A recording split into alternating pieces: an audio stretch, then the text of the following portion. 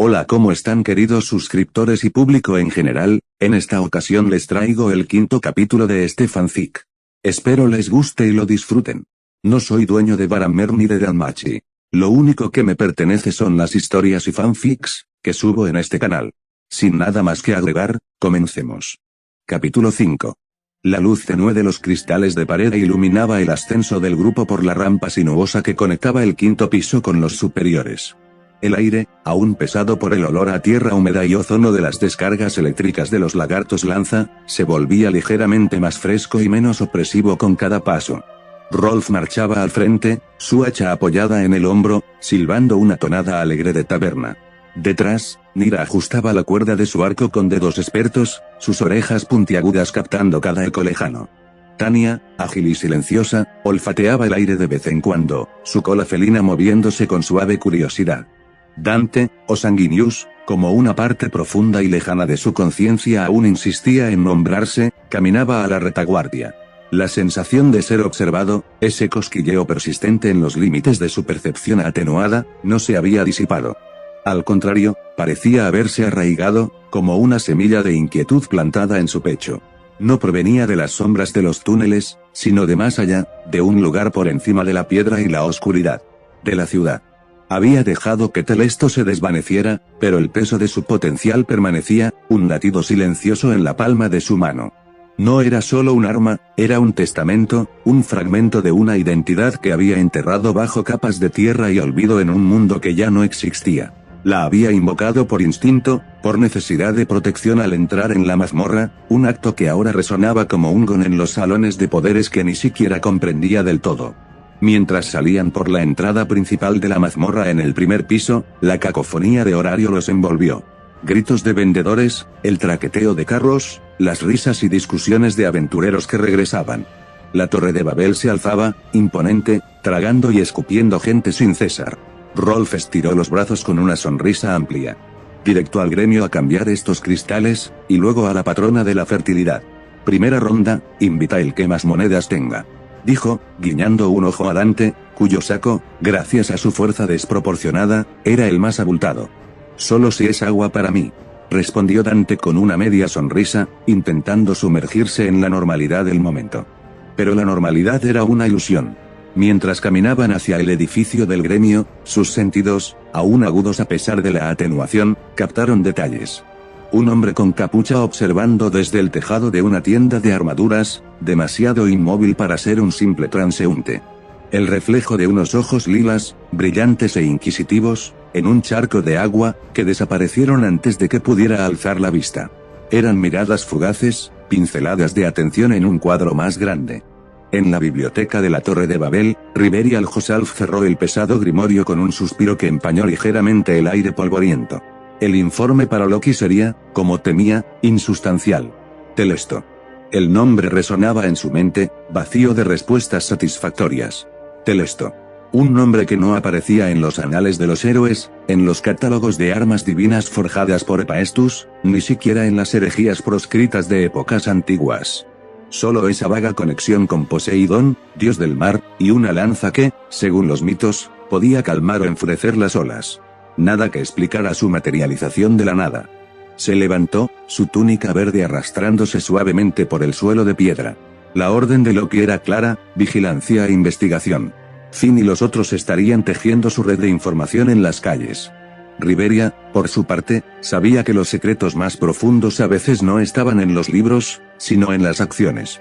Tal vez era hora de observar al sujeto directamente, no a través de informes. Un encuentro casual, quizás en los archivos públicos del gremio. Una elfa de alto rango mostrando interés en un novato sería notable, pero no inexplicable. Necesitaba ver la lanza. Necesitaba ver sus ojos. El espejo de observación en los aposentos de Freya mostró ahora la escena callejera frente al gremio. La diosa de la belleza reclinaba su perfecto cuerpo en un diván de terciopelo, una copa de vino oscuro balanceándose negligente en sus dedos. Sus ojos, del color de la tempestad y las estrellas, estaban fijos en la imagen de Dante recibiendo su bolsa de monedas del oficial del gremio. ¡Qué interesante contradicción!, murmuró para sí, su voz como seda sobre acero. Un cuerpo maduro, tallado para la batalla, que alberga un alma joven, inocente. No, no es inocencia. Es algo más. Algo antiguo, dormido. Había visto el destello dorado. Había sentido, incluso a través del espejo, el eco de un poder que no era Falma. No era magia tal como Horario la entendía. Era una declaración. Un derecho. La forma en que la lanza apareció en su mano no fue una invocación forzada, sino una extensión natural de su voluntad, como mover un brazo. Freya bebió un sorbo de vino. Esir Floba, su identidad mortal, ya tenía una relación establecida con el orfanato. Un acceso privilegiado. Un acercamiento a través de Esir sería demasiado directo para lo que ella quería ahora. No deseaba asustar a su nuevo pájaro de colores extraños. Otro método. Tal vez a través de la curiosidad de otro. Hephaestus estaba al tanto. La diosa de la herrería tenía una debilidad por lo único, por lo misteriosamente forjado. Un pequeño empujón, un rumor dirigido, y la formidable Hephaestus se convertiría en el martillo que golpearía el yunque, permitiendo a Freya observar las chispas. Una sonrisa lenta, cargada de anticipación, curvó sus labios. Extendió una mano hacia el espejo, como si pudiera acariciar la imagen del joven. Pronto, pequeño Dante. Pronto tocaré tu misterio. Y tu lanza. En la forja principal de la familia Hephaestus, el calor era un muro tangible. La diosa, con su parche en el ojo y su ropa de trabajo manchada de hollín, sostenía el informe entre dedos enguantados. Lo leyó por tercera vez. Aparición instantánea. Esas palabras le producían un escozor profesional. Ningún arma forjada por mano divina o mortal aparecía así. Se almacenaba en bolsas dimensionales, se desplegaba con artefactos mágicos. Pero no se materializaba de la nada a voluntad. ¿Un arma espiritual? Una parte de su alma manifestada. Murmuró, su voz ronca por el humo y la reflexión. Pero sin Falna, eso es imposible.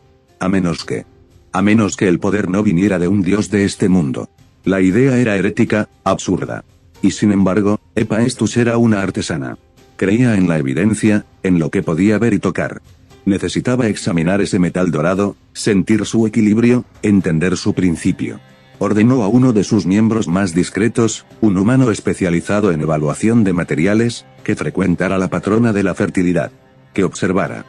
Que, si la oportunidad surgía, ofreciera una evaluación gratuita de armas al grupo de aventureros novatos. Un ofrecimiento común, generoso, que ningún aventurero en su sano juicio rechazaría. La patrona de la fertilidad estaba atestada y ruidosa. El grupo había conseguido una mesa en un rincón. Rolf ya estaba en su tercera jarra, contando con entusiasmo exagerado su golpe final a un kobold. Nira sorbía un té con aire de tolerancia divertida, y Tania devoraba un plato de pescado a la parrilla, sus orejas achatadas de placer. Dante jugueteaba con su vaso de agua. La sensación de estar en el centro de algo grande, de ser el eje silencioso de ruedas que empezaban a girar a su alrededor, era abrumadora. Miró sus manos. Manos que, según los registros del orfanato, nunca habían empuñado más que una escoba. Y sin embargo, estas manos conocían el peso exacto de Telesto, la textura de su asta, el punto de equilibrio perfecto para lanzarla. Oye, Dante. Lo sacó de sus pensamientos la voz de Rolf. ¿En serio? ¿De dónde sacaste esa lanza? Aparece y desaparece como por arte de magia. Es un hechizo secreto de tu tierra. Todos lo miraron. Era la pregunta que habían estado evitando hacer desde el primer piso de la mazmorra. Dante sintió el peso de sus miradas, la curiosidad limpia de sus compañeros, sin la capa de ambición divina que había sentido antes. No eran enemigos. Eran aliados. Tal vez sus primeros y únicos en este mundo. No es magia, dijo, lentamente, eligiendo sus palabras con cuidado. Es una parte de mí. Un juramento que hice. No puedo explicarlo mejor. Y prefiero no hacerlo, por ahora. Es peligroso saberlo. Su tono era grave, adulto, completamente incongruente con su rostro juvenil. El silencio cayó sobre la mesa por un momento. Fue Tania quien lo rompió, lamiéndose los dedos. Mientras mate monstruos y nos cubra la espalda, su lanza puede ser de queso derretido por lo que a mí me importa. Dijo, con un ronroneo en la voz. Pero peligroso suena a lío. Y a mí no me gustan los líos grandes. Coincido con la gatita. Asintió Rolf, su expresión volviéndose un poco más seria.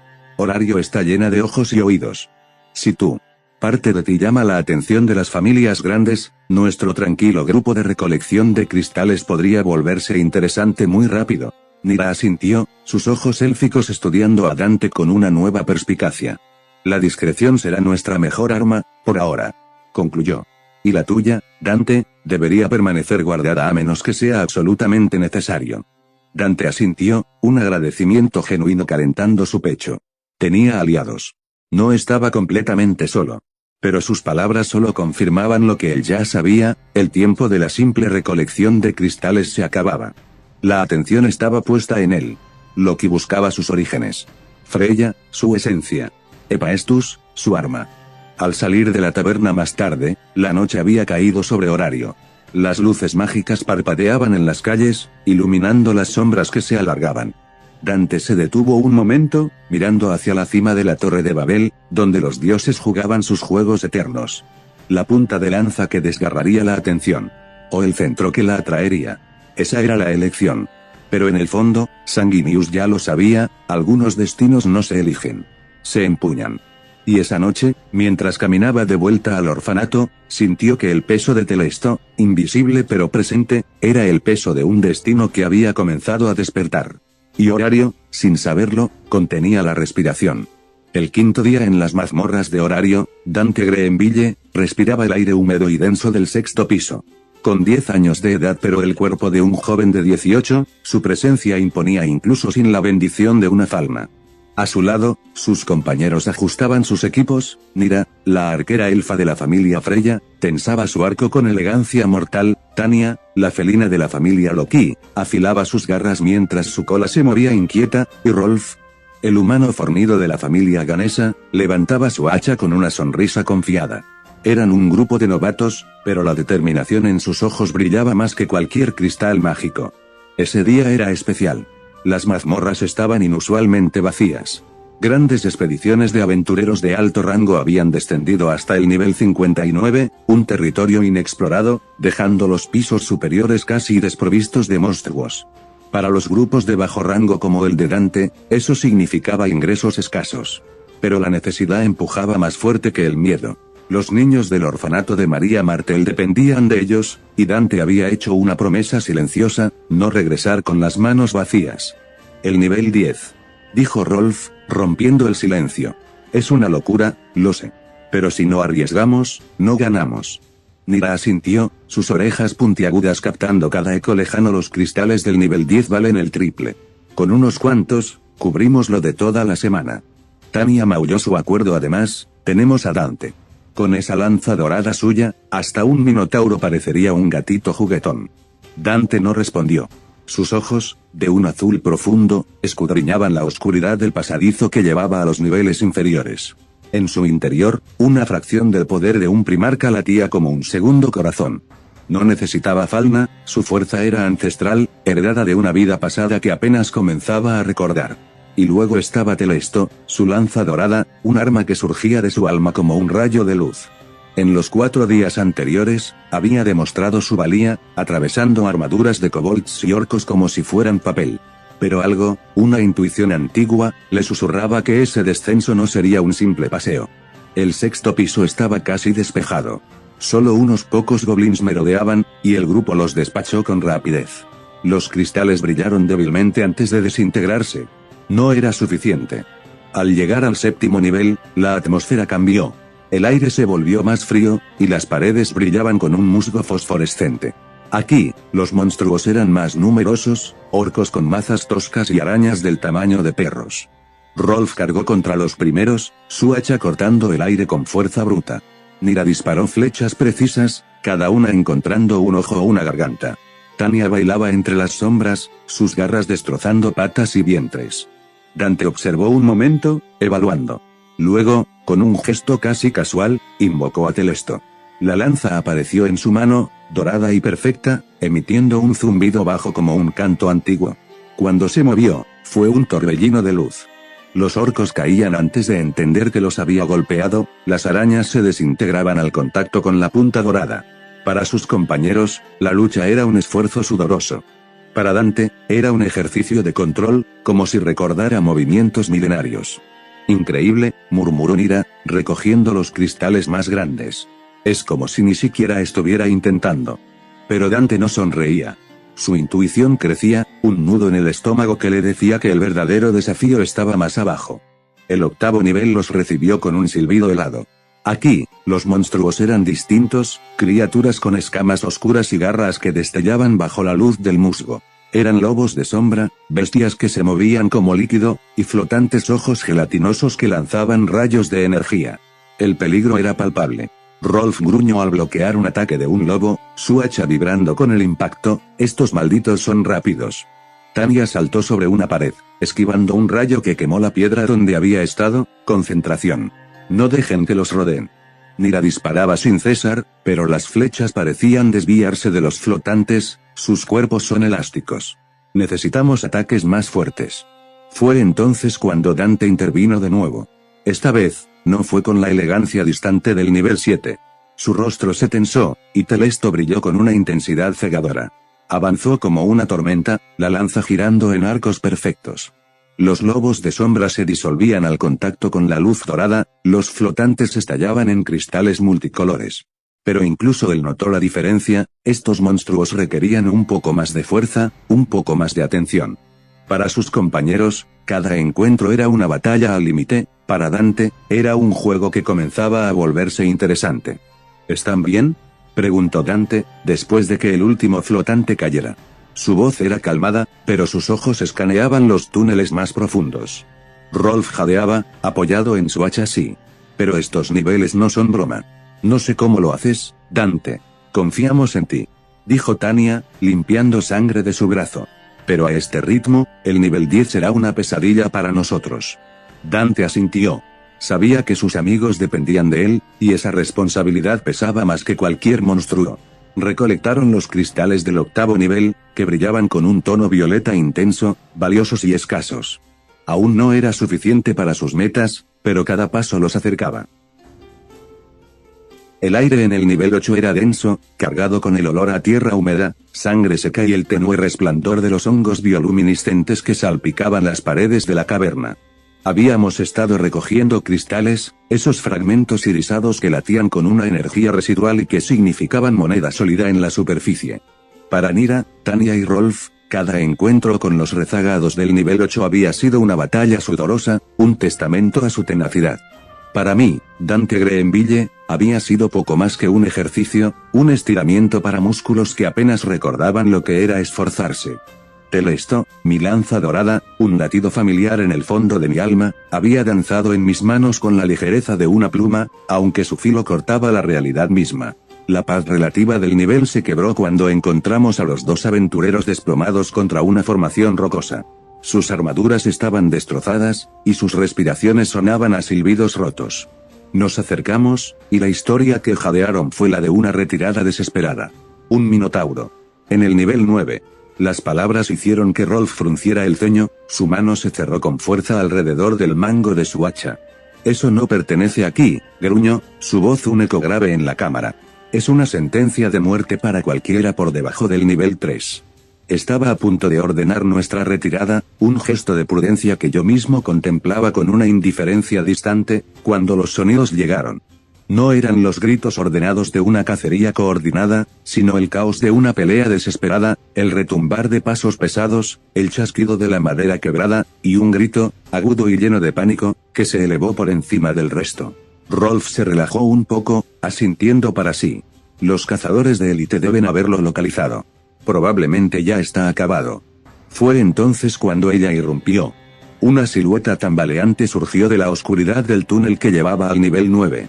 Una chica, no más alta que el hombro de Tanya, arrastrándose más que corriendo. Su armadura de cuero estaba hecha jirones, revelando cortes profundos que manchaban de rojo la tela. Su rostro estaba pálido, suciedad y lágrimas habían trazado líneas limpias en sus mejillas. Sus ojos, de un verde desvaído, barrieron nuestro grupo con una mirada vidriosa, pasando por alto las insignias de nivel 1 en nuestros pechos. Se detuvieron en mí, o más bien, en el tenue resplandor dorado de Telesto, que yo había convocado inconscientemente ante la perturbación. En ese destello, ella no vio a Dante, el aventurero novato. Vio una esperanza. Cayó de rodillas delante de mí, sus manos, sucias y heridas, se aferraron al borde de mi manto.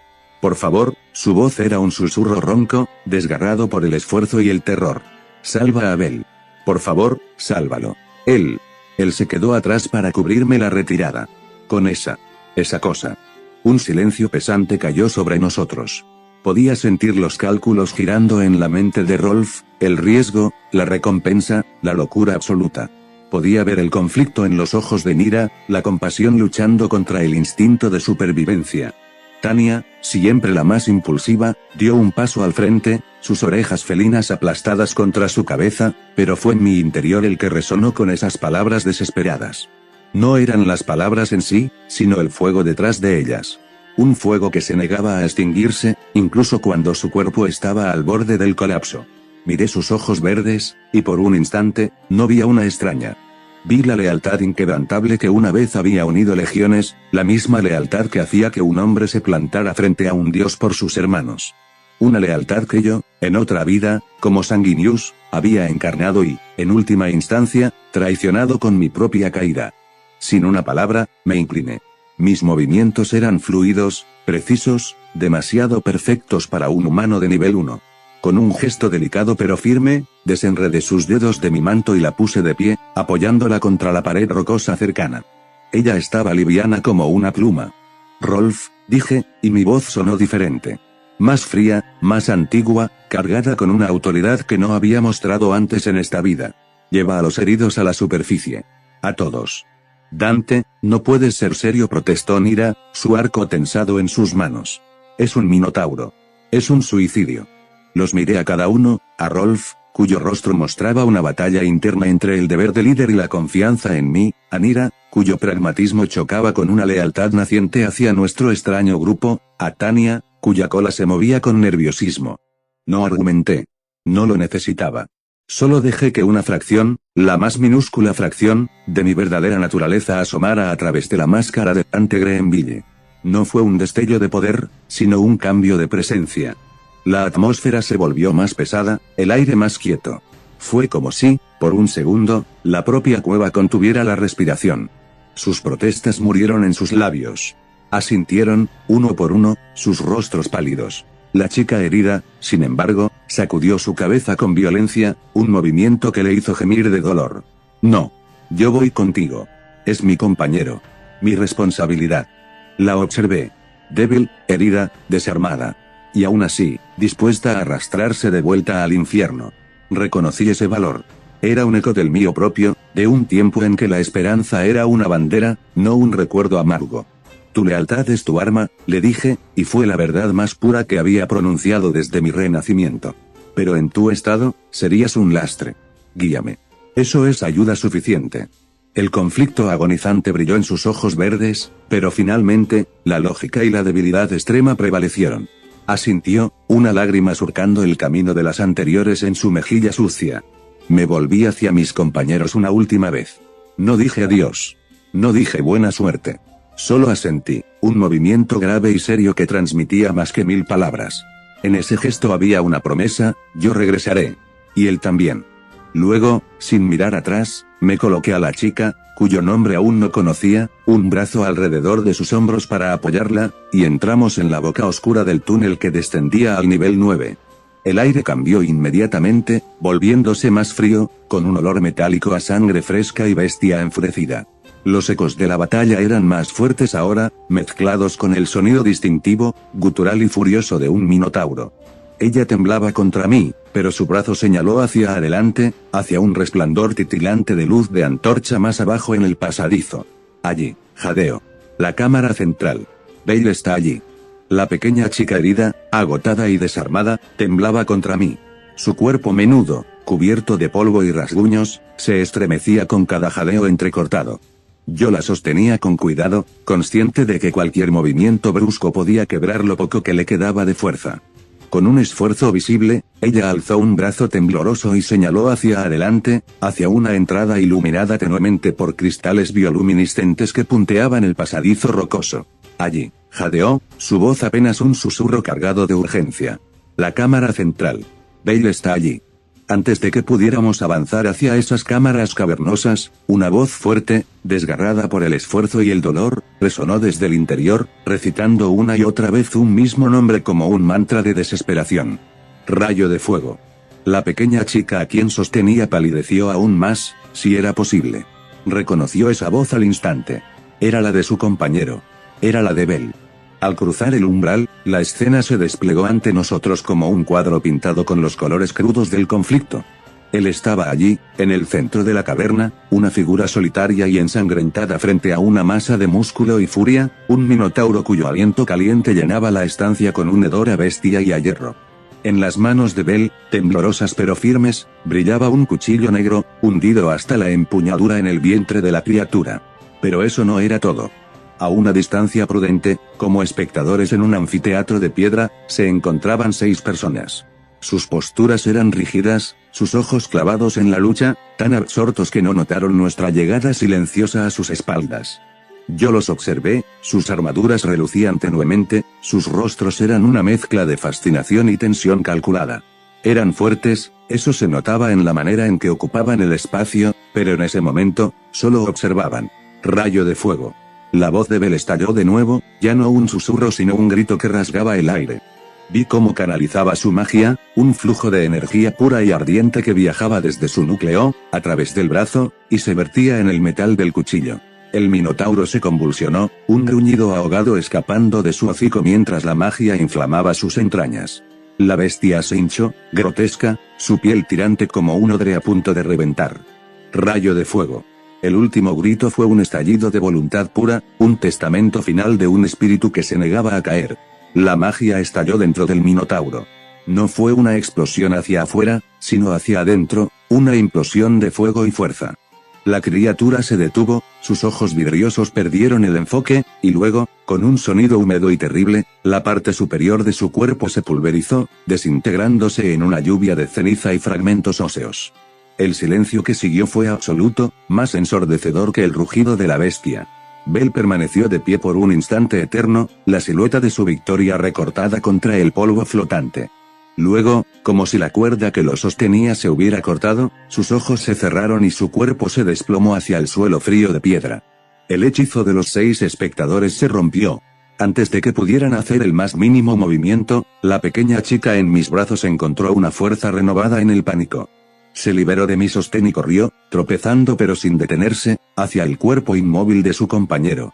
Bell. Su voz, aguda y llena de angustia, resonó en la cámara. Ese grito los alertó. Los 6 se volvieron como uno, sus miradas pasando de la chica Payún que se arrodillaba junto al inconsciente, a mí, que permanecía en la entrada. 3 de ellos, 2 mujeres de complexión poderosa y porte guerrero que gritaban amazonas en cada línea de sus cuerpos, y un hombre con las orejas puntiagudas y una cola tupida de lobo, fijaron su atención en la pequeña Payún, reconociéndola quizás, o simplemente evaluando la nueva variable. Pero fueron los otros 3 quienes me clavaron sus ojos. Una joven humana, su cabello como un derrame de oro líquido bajo la tenue luz de los cristales, y unos ojos del mismo metal precioso que me escudriñaron con una intensidad analítica. A su lado, una elfa de cabello verde esmeralda y orejas largas y elegantes, su expresión serena pero sus ojos, de un azul profundo, captando cada detalle. Y frente a ellos, un chico de estatura baja y porte juvenil, pero con una autoridad tranquila en sus hombros que lo delataba como líder. Fue él quien habló, su voz tan suave que apenas perturbó el aire, pero yo, con los sentidos agudizados que una vez pertenecieron a Sanguinius en otra vida, una existencia de alas, sangre y gloria celestial, capté cada sílaba. Es él, murmuró el chico, sus palabras cargadas de certeza. Dante Greenville. El aventurero novato sin fauna que nuestra diosa nos encomendó buscar. La humana rubia, Ice, según recordaba de los rumores que circulaban en la taberna, asintió lentamente, sin apartar sus ojos dorados de mí. La elfa, Riveria, hizo lo mismo, su mirada sabia y antigua evaluándome no como una amenaza inmediata, sino como un enigma a resolver. Sus otros 3 compañeros, las amazonas y el hombre lobo, parecieron desconcertados. Voltearon hacia su líder, el chico al que llamaban Finn. ¿De qué estás hablando, Finn?, preguntó una de las amazonas, su voz áspera por la confusión, completamente ajena al significado del momento, a la tensión que se había instalado en la caverna. Yo, Dante Greenville, respiré profundamente. Este nombre, este cuerpo de 10 años con la estatura y complexión de uno de 18, era mi realidad ahora. Los ecos de otra vida, de ser el ángel de Baal, el primarca de los ángeles sangrientos, eran solo eso, ecos. Fantasmas de una gloria pasada que no tenía cabida aquí, en estas profundidades oscuras. Aquí solo era Dante, un huérfano, un novato, un extraño sin el favor de los dioses grabado en su espalda. Dejé a un lado el torrente de recuerdos y me concentré en lo inmediato. Ignoré al grupo de élite, su murmullo confuso y sus miradas inquisitivas. Lo importante ahora yacía en el suelo. Me acerqué a donde la pequeña Payún lloraba, sacudiendo suavemente el hombro de Bell sin obtener respuesta. «Tu compañero está bien», dije, mi voz sonando extrañamente calmada en la tensa quietud. Me arrodillé a su lado, colocando una mano en el pecho de Bell para sentir el latido, fuerte pero agitado. Solo ha agotado toda su energía y magia. El golpe de la explosión retroactiva lo ha dejado inconsciente. Necesita descanso y que le curen sus heridas, no más batallas. La Payún me miró, sus ojos llenos de lágrimas pero con un destello de esperanza. Asintió, tragando con dificultad. Con un gesto mental, desvanecí mi lanza, Telesto. El arma dorada, que hasta ese momento había estado en mi mano, se disolvió en un millar de motas de luz dorada que se esfumaron en el aire. El movimiento fue rápido, silencioso, y noté como los ojos del grupo, especialmente los de Finn, Ice y Riberia, se clavaron en el lugar donde la lanza había estado, sus expresiones un mosaico de sorpresa y confirmación. Sin darles tiempo a reaccionar, me incliné y cargué con cuidado el cuerpo inconsciente de Bell sobre mis hombros. Era liviano, demasiado liviano para el peso de la hazaña que acababa de realizar. La pequeña Payún se puso de pie, aún temblorosa, pero con una determinación renovada. Se aferró al borde de mi capa, su pequeño puño blanco un punto de contacto en la oscuridad. «Vamos», dije, y comencé a caminar de regreso hacia el pasadizo por el que habíamos llegado, alejándonos de la cámara central, del minotauro derrotado, y de los 6 pares de ojos que nos seguían. Mientras me alejaba, podía sentir su mirada en mi espalda. El grupo de aventureros de élite no hizo ningún intento por detenerme. No podían. No era miedo lo que los paralizaba, sino una barrera más sutil y poderosa, una extraña energía invisible, una ausencia que ellos, acostumbrados a sentir el flujo del Falna, interpretaban como un vacío imposible. Era la falta de la bendición de un dios, mi condición de sin Falna, lo que ahora actuaba como un muro entre sus preguntas y yo. No podían entenderlo, y esa incomprensión los mantenía a raya. Los últimos que vi de ellos, antes de que la curva del pasadizo los ocultara, fue a Finn susurrando algo urgentemente a Riberia, mientras Ice observaba mi espalda con una curiosidad intensa y calculadora. Las amazonas y el hombre lobo seguían mirando hacia donde el minotauro había caído, desconcertados por la interrupción y la partida abrupta. Ellos continuarían su camino, descendiendo hacia los niveles inferiores, hacia el piso 56, para reunirse con sus otros grupos y cumplir con su misión. Yo, por mi parte, tenía una misión diferente, llevar a un héroe caído y a su fiel compañera de vuelta a la superficie, a la luz del sol y a la seguridad. Y mientras ascendía por las rampas de piedra, con el peso de Bell sobre mis hombros y el sonido de los pasos titubeantes de la Payún tras de mí, no pude evitar pensar que, aunque había dejado atrás la gloria de Sanguinius, los ecos de esa vida aún resonaban en mis pasos, atrayendo miradas y destinando caminos en esta nueva y extraña existencia. La lanza dorada podía desaparecer, pero la sombra que proyectaba era larga, y ahora, finalmente, había sido vista.